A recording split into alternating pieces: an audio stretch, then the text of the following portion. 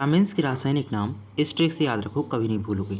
अब जैसा आप जानते हो कि हमारे पास में vitamin A, B, C, D, E और के तक पाए जाते हैं। ठीक, टोटल 6 विटामिन हैं।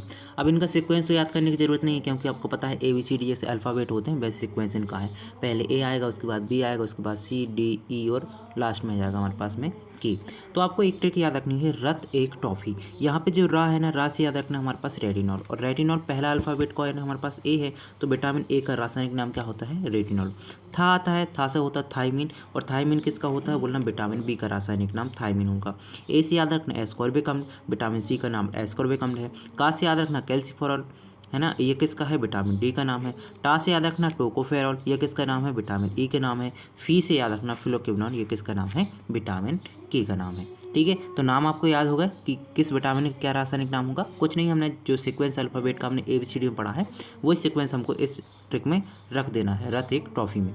ठीक है, 6 के 6 आप नाम याद कर लोगे। अब बात करते हैं कि कौन से विटामिन पानी में घुलनशील होते हैं और कौन से विटामिन बसा में घुलनशील होते हैं। ठीक है, तो इसके लिए भी आपको कुछ नहीं करना है, दो ही ट्रिक याद रखना है कि हमको विटामिन के प्रकार पढ़ना है, और ये प्रकार हम क्या पढ़ रहे हैं, घुलनशीलता के आधार पर। एक विटामिन ऐसे होते हैं जो बसा में घुलनशील होते हैं, और एक विटामिन ऐसे होते हैं जो पानी में घुलनशील होते हैं।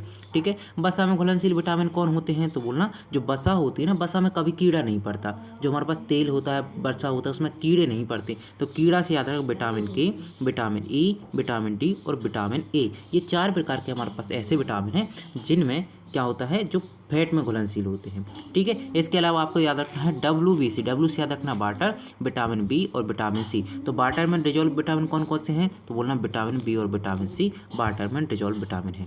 ठीक है, सिंपल।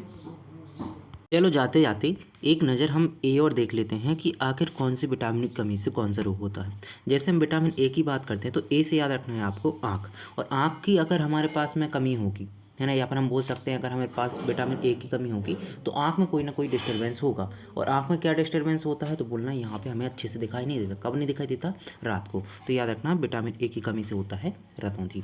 अब विटामिन बी की याद करने की ज़रूरत नहीं है, विटामिन बी B4 होता है, विटामिन बी और B4 होता है बेरी बेरी। तो डायरेक्ट यहाँ पे याद रखना विटामिन बी की कमी से बेरी बेरी देखने को मिलता है। अब बात करते हैं विटामिन सी की, बात करते हैं। तो देखो विटामिन सी है ना, सी का साउंड बिल्कुल सा की तरह आ रहा है, तो यहाँ पे सा की तरह आ रहा है, तो याद रखना हाँ विटामिन सी की कमी से होता है इसकर भी। अब बात करते हैं विटामिन डी की, तो डी से याद रखना D फॉर विटामिन डी, और D फॉर होता है डंडा। अब डंडा की तरह हो जाती है हमारे पास हड्डी, जैसे डंडे टेढ़े मेढ़े हो जाते हैं ना, तो हमारे पास हड्डी भी टेढ़ी मेढ़ी हो जाती है।